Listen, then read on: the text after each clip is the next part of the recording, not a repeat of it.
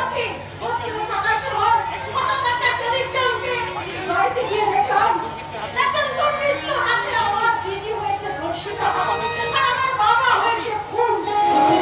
তোমার জীবনে এত বড় একটা ভয়াবহ দুর্ঘটনা ঘটে গেল, অথচ তুমি আমাকে একটিবার চাও এত শীতের দুর্ঘটনা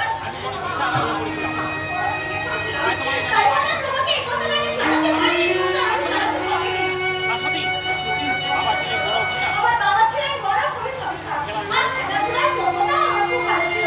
তাই পুলিশের চাকরিটা পেতে আমার খুব বেশি একটু কষ্ট হয়নি। তাই চাকরিতে জয়েন করে পোস্টিং নিয়ে এখানে এসে সোজা তোমার কাছে চলে এসেছি খোঁজ করে তোমার কাছে। আচ্ছা আমার এই পুলিশের চাকরিটা পাওয়ায় তুমি খুব খুশি হয়েছো তাই না? খুশি আমি তো ভীষণ কেন খুশি হব না, আমি তো ভীষণ খুশি হয়েছি।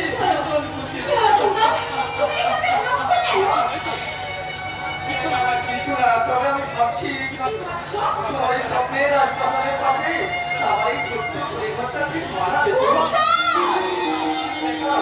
আজ আমি কঠিন বাস্তবের মুখোমুখি দাঁড়িয়ে বুঝতে পারছি ওই 2 দিন আগে যে স্বপ্নটা দেখতাম আজ আর আমার দেখাশোনা সাজে না। তাই তো আমার স্বপ্নের জগৎ থেকে আমি তোমাকে চিরদিনের মতো ছুটে দিলাম। নিজের উপর অভিমান করে তুমি এমনি করে আমার জীবন থেকে হারিয়েছো এরকম না হারিয়েছো। প্রয়োজনের তাগিদে সংসারের তাগিদে আমি পুলিশের চাকরি নিতে বাধ্য হলাম। আজ আমি তোমাকে এখানে দাঁড়িয়ে কথা দিচ্ছি কিন্তু যেদিন তুমি আমাকে গ্রহণ করার জন্য হাত বাড়িয়ে দেবে সেদিন আমি এই পুলিশের চাকরিটা ছেড়ে দিতে বাধ্য হবো।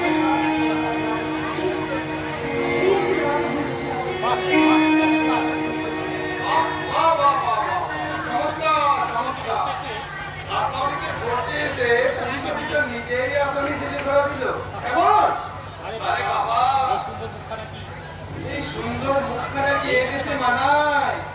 ওই খাদি পোশাকের পরিবর্তে থাকবে লাল বেনারসি শাড়ি আর মাথার টুপিটার পরিবর্তে থাকবে এক হাত ঘোমটার আড়ালে এক ছিলতে সিঁদুর।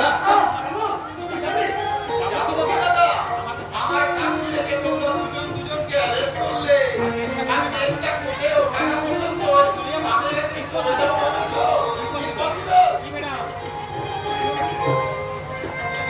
আমার সাথী করবেন তো? আমি কথা দিচ্ছি ও আমার দাদা বলেও আমি ওর বিরুদ্ধে সাক্ষী আমি দেবই দেবো।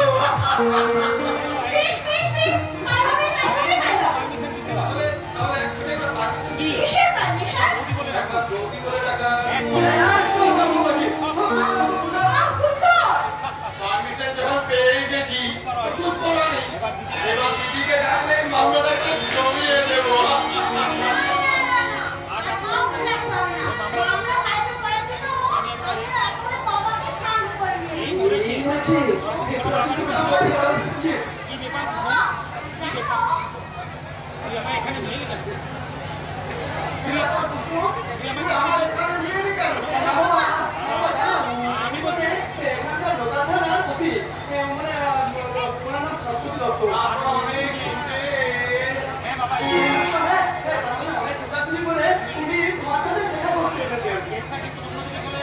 একদম কথা বলবে না বলে দিচ্ছি।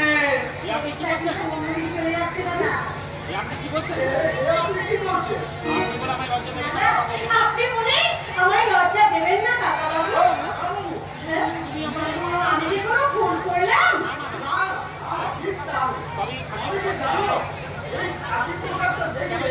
কেন জানি না আমার মনে এটা বেশ কষ্ট কাকা বাবু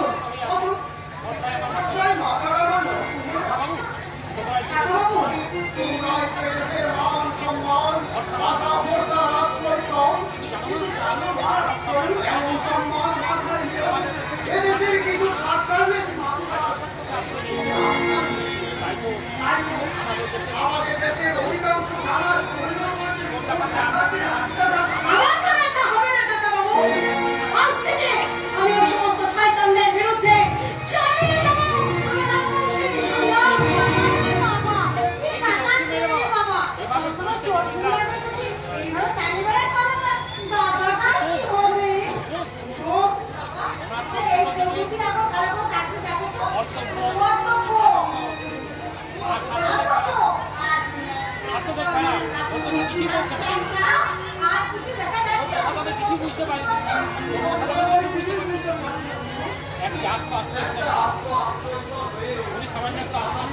সন্ধানে এবার এসেছেন বাবা। আসলো হ্যাঁ বাবা, এরা দুজনেই দেখতে ভালো।